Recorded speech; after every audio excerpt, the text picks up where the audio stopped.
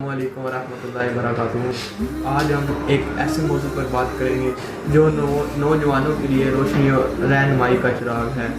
अल्लाह ताला कुरान मजीद में फरमाते हैं, अल्लाह की रस्सी को सब मिलकर मजबूती से थाम लो, तफरकों में ना डालो।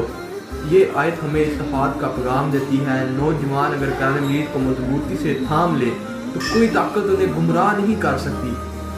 उम्मत की कामयाबी इसी में है कि वो कुरान मजीद को मजबूती से थाम लो, यही कामयाबी उम्मत की। रसूल अल्लाह सल्लल्लाहु अलैहि वसल्लम ने फरमाया, 7 आदमी ऐसे हैं जिन्हें अल्लाह ताला क़यामत के दिन अपने अर्श के साए में जगह देगा, और उनमें से एक नौजवान है जो अल्लाह ताला की इबादत में नौजवानी गुजारते हैं।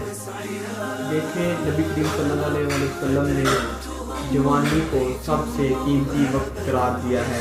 अगर नौजवान अपनी जवानी अल्लाह की इबादत में, इताअत और दीन की खिदमत में गुजारे तो क़यामत के दिन अल्लाह ताला का ख़ास इनाम।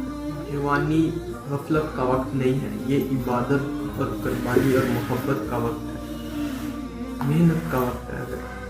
अगर हम सब कुरान मजीद को थाम लें और नबी की सुन्नत को अपना लें, अपनी जवानी को अल्लाह के रास्ते में लगाए तो अल्लाह हमारी दुनिया भी संवार देगा और आखिरत भी। आए हम दुआ करते हैं कि अल्लाह ताला हमें नबी करीम सल्लल्लाहु अलैहि वसल्लम की सीरत को अपनाने की तौफीक अता फरमाए। आमीन।